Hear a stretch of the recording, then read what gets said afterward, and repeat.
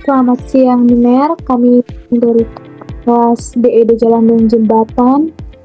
Kami ingin mempresentasikan hasil diskusi kami dari DED Jalan dan Jembatan, desain drainase jalan raya. Kami dari kelompok ini atas nama Ilustrasi Tumpul, saya sendiri dengan NIM 2202 110126, dan dengan teman saya Yeremia Giri Wibran Wibowo dengan NIM 22021110. Pendahuluan. 1. Drainase. Drainase adalah sistem yang dirancang untuk mengalirkan muka air tanah ke saluran pembuangan. Yang kedua, intensitas hujan adalah besar hujan maksimum yang akan diperlukan dalam desain drainase. Kemudian, waktu konsentrasi adalah waktu yang diperlukan bukti air untuk bergerak dari titik pembuangan. Yang keempat, ada debit, yaitu volume air yang mengalir melewati suatu penampang melintas saluran atau jalur air. Yang terakhir, ada koefisien pengaliran, itu menunjukkan perbandingan antara besarnya volume air yang dialirkan oleh suatu emis permukaan terhadap volume curah hujan. Oke, selanjutnya adalah tahapan dalam perancangan saluran drainase. Jadi secara garis besar ada 3. Yang pertama analisis hidrologi, yang kedua perhitungan hidrolika, dan yang terakhir itu adalah gambar rencana. Oke. Nah, untuk detail dari tahapan ini ada 12, dan nanti kami akan menjelaskan kembali di slide-slide berikut. Oke, jadi yang pertama adalah daerah pelayanan. Daerah pelayanan ini ditentukan yang pertama dengan menentukan terlebih dahulu lokasi yang dipilih dalam mendesain sebuah saluran jalan raya. Pada tugas kali ini kami memilih Jalan Mogani 11 di Malalayang 1, Kecamatan Malalayang, Kota Manado, dengan panjang jalan 222 meter. Nah, untuk langkah selanjutnya adalah kita menghitung luas daerah pelayanan saluran, di mana kami menggunakan software dari Global Mapper dan juga AutoCAD Civil 3D untuk menentukan tinggi kontur. Setelah itu kami membuat sebuah poligon yang akhirnya nantinya kita menghitung dari luas daerah poligon tersebut. Seperti pada gambar di sini adalah garis poligon yang berwarna merah, dan juga areanya adalah yang berwarna kuning di sebelah, dengan total area adalah 31.702 meter.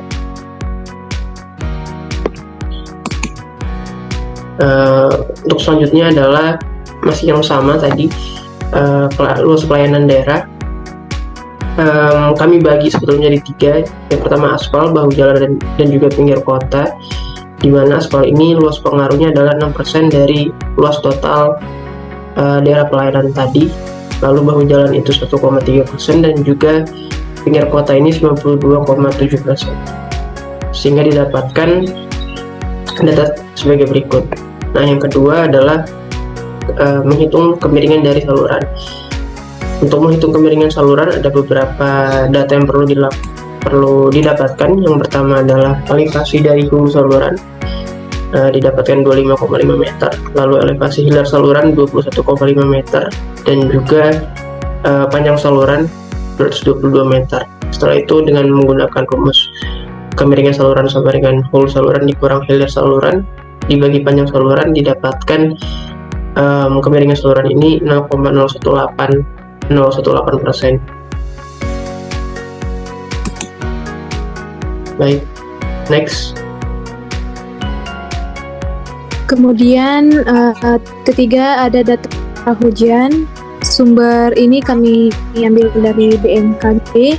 Ini 10 tahun terakhir, namun dari tahun 2012 sampai 2021. Sini tertera CH-nya 2012 500, 2013 567, ini satuan mm, dan sampai akhir 2021 dengan curah hujannya 593 mm. Kemudian ada analisis hujan maksimum. Yang pertama itu ada standar defisiasi dengan rumus yang tertera di sini dengan keterangan XI itu merupakan curah hujan pada tahun pengamatan KI dalam satuan mm.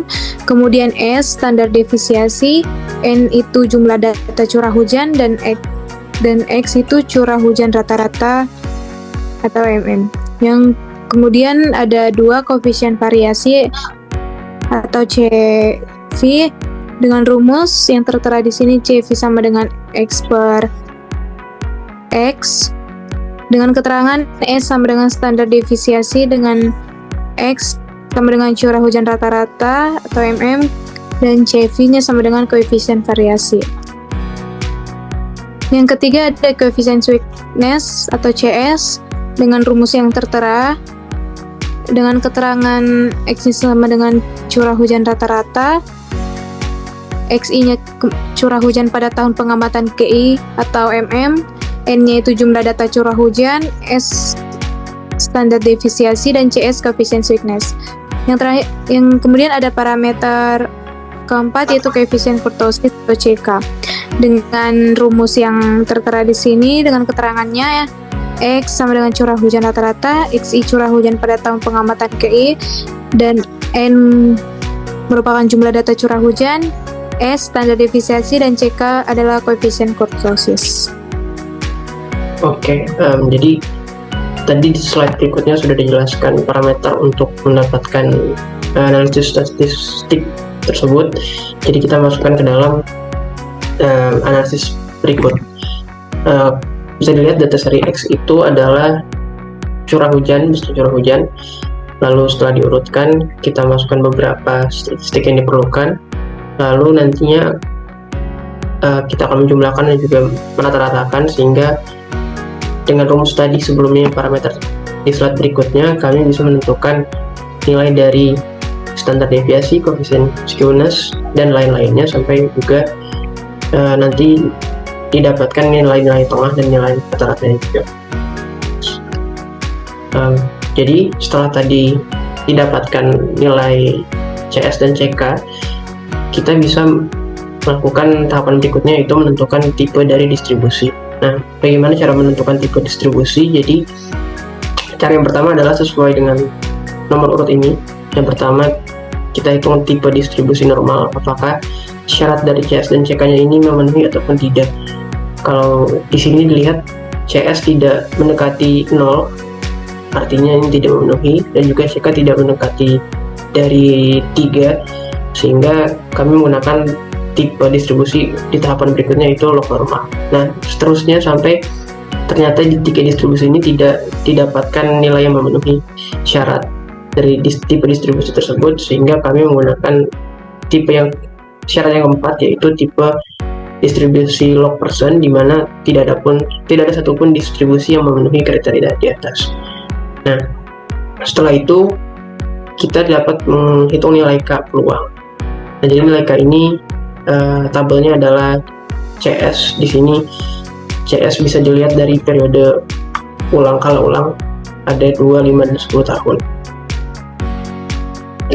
Ini akan saya jelaskan kembali juga.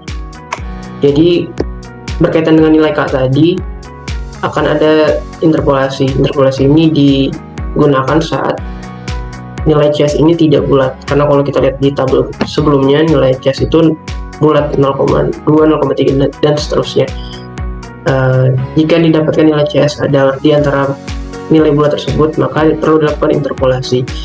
Interpolasi ini setelah dimasukkan akan mendapatkan nilai tengah dari interpolasi tersebut, dan nilai ini akan dipakai dalam perhitungan selanjutnya. Next. Selanjutnya yaitu hitung hujan rencana. Di sini tertera ada perhitungan hujan rencana untuk kala ulang 2 tahun, kala ulang 5 tahun, dan kala ulang 10 tahun. Dari perhitungan-perhitungan yang sudah dilakukan sebelumnya, maka didapatlah hasil dari hujan rencana kala ulang 2 tahun XTR itu 492,50 sekian. Kemudian pada hujan rencana kala ulang 5 tahun itu ada 616,24 sekian. Dan yang kemudian ada hujan rencana kala ulang 10 tahun dengan XR-nya itu 688,38 sekian. Dengan rumusnya yang tertera di sini.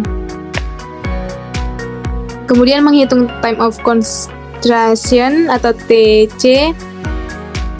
Penentuan waktu konsentrasi dengan menggunakan rumus head away ada TC sama dengan 0,606 kali ln pangkat 0,467 per S pangkat 0,234 dengan keterangan TC adalah waktu konsentrasi dalam satuan menit, L itu panjang saluran utama satuan meter, N itu parameter kekasaran Kirby, dan S itu kemiringan saluran. Sini kita dapat melihat koefisien kekerasan lahan atau nilai N-nya itu ada misalnya kedap air, timbulan tanah, tanaman pangan, dan lainnya. Dan kemudian di sini ada data L-nya 0,222 km, S-nya 0,018 m/m, kemudian koefisien kekerasan lahan atau N-nya 0,8, yaitu kami ambil hutan dan sejumlah semak belukar. Jadi N-nya 0,8 dan dapatlah TC-nya 0,692033 satuan jam. Oke. Tahapan selanjutnya adalah menghitung intensitas curah hujan. Jadi kami menggunakan rumus berikut dari Monobe. Bisa dilihat di layar rumusnya. Nah, rumus ini diaplikasikan ke dalam tabel di bawah ini, di mana T ini kita ambil per 10 menit, dan di sini angka 41 ini dari nilai TC yang sebelumnya, karena satuannya adalah jam, kami konversikan ke menit. Lalu dengan rumus Monobe di atas, kami menghitung di setiap kala ulang, baik itu 2 tahun, 5 tahun, dan juga 10 tahun. Setelah data tersebut didapatkan, kami membuat grafiknya atau kurva intensitas hujan menit. Ini perbandingan antara 3 kala ulang tadi ya. Oke, next. Untuk tahapan ke-11 yaitu analisis debit banjir. Jadi yang pertama dilakukan adalah melihat koefisien aliran. Di sini ada 3 jenis penutup lahan yang kita perlu lihat ya dari koefisiennya, yaitu aspal di sini diambil 0,85, bahu jalan 0,55, dan juga pinggir kota 0,65. Nah, ini diratakan sehingga didapatkan nilai koefisiennya itu 0,6833. Nah, setelah itu bisa dihitung rumus perhitungan debit, yaitu 0,278 dikali C itu koefisien, itu intensitas curah hujan, dan juga A itu luas dari daerah pelayanan yang sudah dihitung di sebelumnya.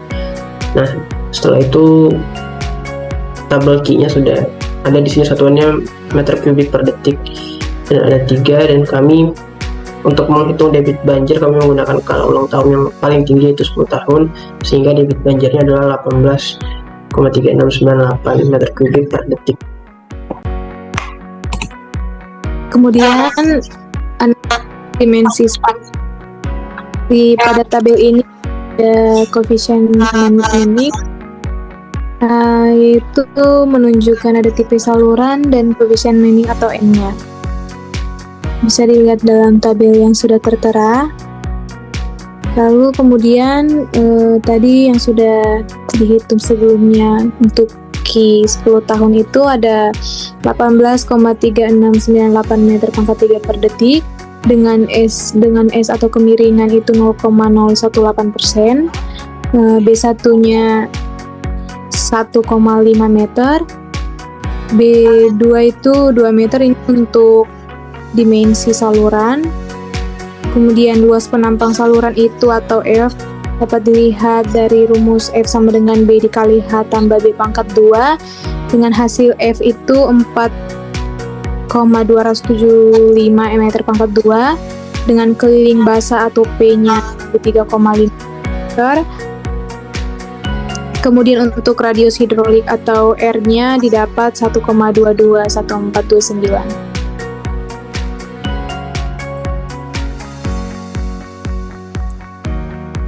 Kemudian analisis dimensi saluran. Di sini kita dapat melihat rumus Manning tadi. Didapat hasil 11,798/3 dengan lalu dimasukkan dalam rumus debit aliran maksimum, yaitu Qmax sama dengan F dikali V dengan hasil 22,155. Kemudian setelah kita dapat hasilnya semuanya, kita kontrol Qmax harus lebih besar dari Q, di mana hasil yang kita dapat itu Qmax-nya 22,155, yaitu lebih besar dari debit yang sudah kita pakai, yaitu Q-nya 18,3698. Jadi ini menunjukkan kontrolnya oke. Lalu kita dapat melihat inilah gambar dari saluran drainase yang kami rencanakan dengan B-nya sama dengan 2 meter. Kemudian yang di bawahnya 1,5 meter dengan hasil tingginya 1,35 meter.